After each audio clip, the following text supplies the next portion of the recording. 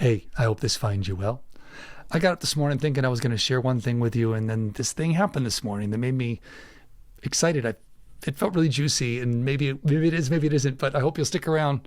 I'm going to get this out in 5 minutes or less.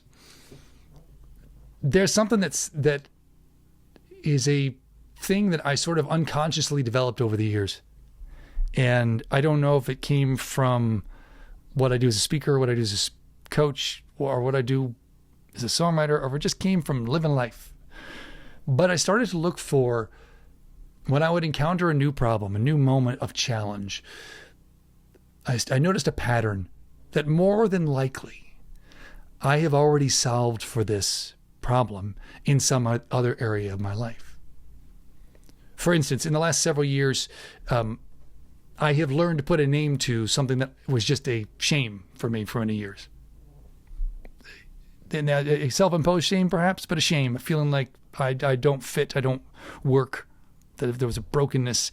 And that is, I learned that I'm neurodivergent. I've learned that I live with a form of dyslexia, I live with ADHD, I deal with depression and anxiety, none of which you need to fully understand for this video or to get the benefit of what I'm going to share in a moment. I'm sharing that to say that learning that then became, okay, so now I know these things, and I know that's why I sort of struggled to engage the muggle world well, for lack of a better way of putting it.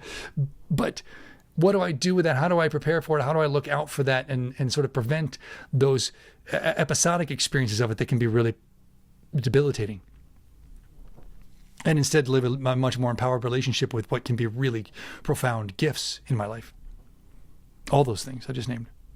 And then I remembered I'm asthmatic. I grew up asthmatic, severely asthmatic. I'm still asthmatic. And when I was younger, there were moments for sure that I learned this is problematic. But I lived a really robust childhood. I'm a Gen Xer. I was out in the world doing things that would be ill-advised now. But having a good time, out in the woods, playing, running, swimming, all the things. And I just learned with the asthma to just be vigilant, to keep an eye out for triggers, to look for where I might be getting myself in trouble and work to avoid those. So I solved for that over here, and I can bring that over here to my neurodivergence to a large extent and be empowered in that way. I've already taught myself that. Does that make sense? You with me? Cool. So fast forward. I think that set aside challenges or opportunities like I mentioned that I live with.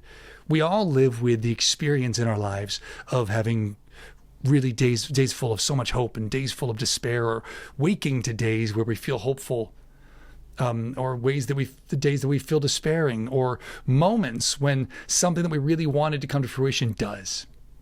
And we think, yes, I've arrived. And moments when something falls away that we thought was going to do something that it doesn't.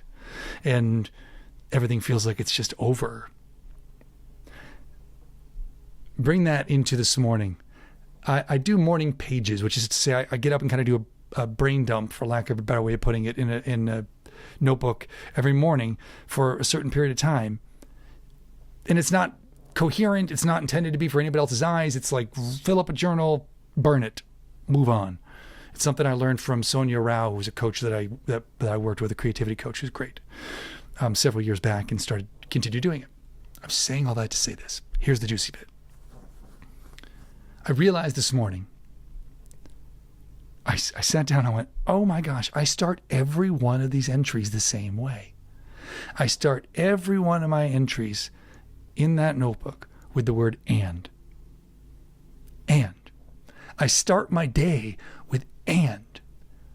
If the night before was like the end of a beautiful day that I felt like everything's happening for me, I start with and. If everything the night before I felt like this is awful, and I woke up the next morning going, the world is ending, and is where I start, because I am still above ground. It is not over. And don't you count me out. This is an ongoing story. And I just love that I sort of solved for that already. I solved for the problem of it can be easy to get caught up in it's over. And I solved for that by one simple word, and. And I thought, wow, if I offer myself that every morning and I open the day on, and there's something still to come, I could do that for myself during the day when I encounter things that were amazing or that are awful. And the stories that emerge from there, I can offer myself, okay, and because my story is still being written, and so is yours. So, I don't know. Maybe that's useful to you. Maybe it's not. You decide. It feels juicy to me. Here's to embracing the power of and. Yeah, we'll leave it there. More soon. Be good to you. Bye now.